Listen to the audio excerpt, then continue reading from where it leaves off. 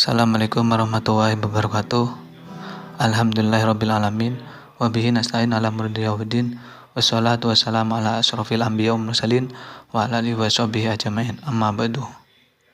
Pertama-tama yang saya hormati Bapak Sarofi selaku dosen pengampu makul perbandingan sistem ekonomi. Dan yang saya sayangi sahabat-sahabati, rekan-rekan kita Prodi Ekonomi Syariah. Di sini saya sebagai narasumber akan memaparkan sistem perekonomian Indonesia. Sebelum kita memahami sistem perekonomian Indonesia, alangkah baiknya kita itu memahami dulu apakah sistem tersebut. Sistem adalah merujuk pada sehimpunan gagasan, ide yang tersusun diorganisasikan.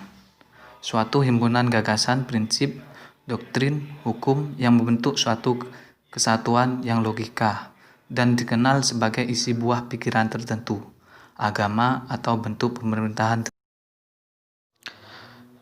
Jadi di sini dapat kita pahami bahwasanya sistem itu merupakan sebuah perangkat atau gagasan ide yang mengandung sebuah komponen atau elemen yang nantinya digabungkan untuk mencapai sebuah nilai yang totalitas untuk kedepannya. Dan untuk poin kedua yaitu pengertian sistem ekonomi. Di sini menurut Toko Dumairi, sistem ekonomi adalah suatu sistem yang mengatur serta menjalin hubungan ekonomi antar manusia dengan seperangkat kelembagaan dalam suatu tatanan kehidupan.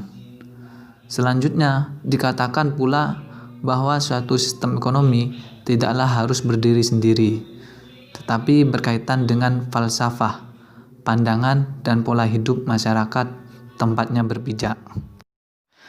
Jadi, Toko Dumairi ini menjelaskan bahwasanya sistem ekonomi merupakan sebuah sistem yang mengatur serta menjalin hubungan ekonomi antar manusia dengan seperangkat atau golongan kelembagaan dalam satu tatanan kehidupan.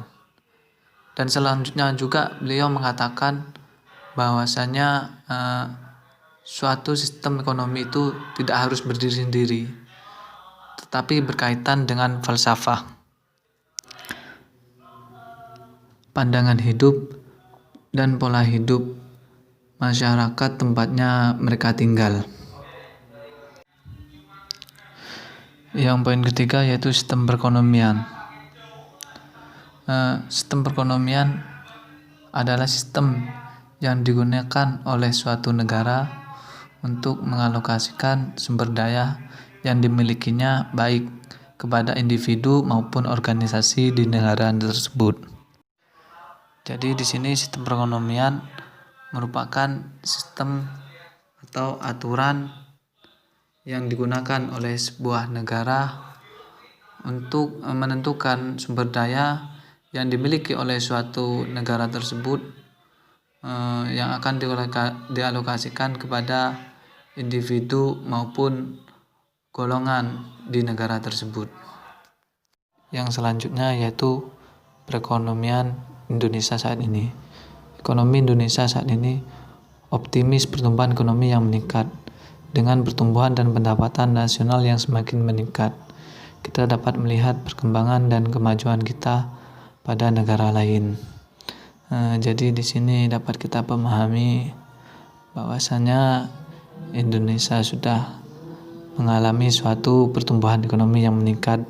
Seperti contohnya kita dapat melihat sebuah pembangunan infrastruktur dalam satu negara pada saat ini, yang mana dari pembangunan tersebut kita dapat mudah dalam suatu hubungan antar negara dalam masalah suatu perekonomian tersebut.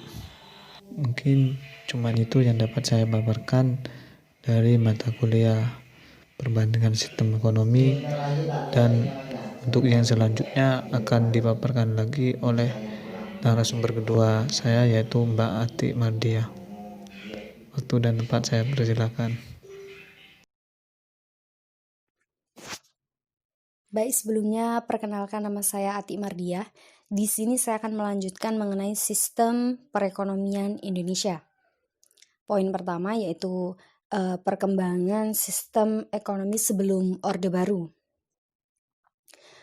Sejak negara Indonesia berdiri itu sebenarnya sudah banyak tokoh-tokoh negara yang telah merumuskan perekonomian tepat bagi bangsa Indonesia, baik secara individu maupun diskusi kelompok.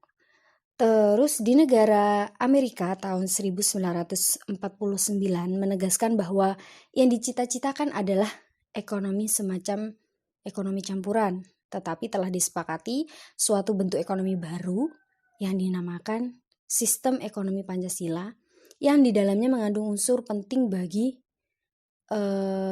negara Indonesia. Poin kedua yaitu pelaku ekonomi utama dalam perekonomian Indonesia.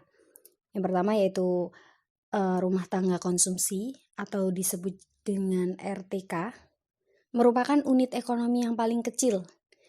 Rumah tangga konsumsi juga pemilik atau penyedia jasa bagi berbagai faktor produksi.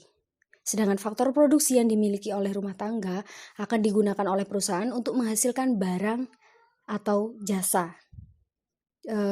Rumah tangga konsumsi juga akan menggunakan barang dan jasa itu. Terus berikutnya, rumah tangga produksi atau RTP merupakan suatu organisasi yang didirikan oleh satu atau beberapa orang yang bertujuan untuk menghasilkan barang dan jasa yang dibutuhkan oleh masyarakat. Yang berikutnya yaitu pemerintah. Pemerintah ini mencangkup semua lembaga atau badan pemerintah yang memiliki wewenang dan tujuan mengatur ekonomi. Dan pemerintah juga langsung terjun dalam kegiatan ekonomi melalui perusahaan negara seperti BUMN atau BUMD. Dan yang terakhir yaitu masyarakat luar negeri. Peranan masyarakat luar negeri adalah sebagai pelaku ekonomi. Yang pertama yaitu perdagangan, yang kedua pertukaran tenaga kerja, yang ketiga penanaman modal, yang keempat memberikan pinjaman, dan yang kelima memberikan bantuan. Seperti itu.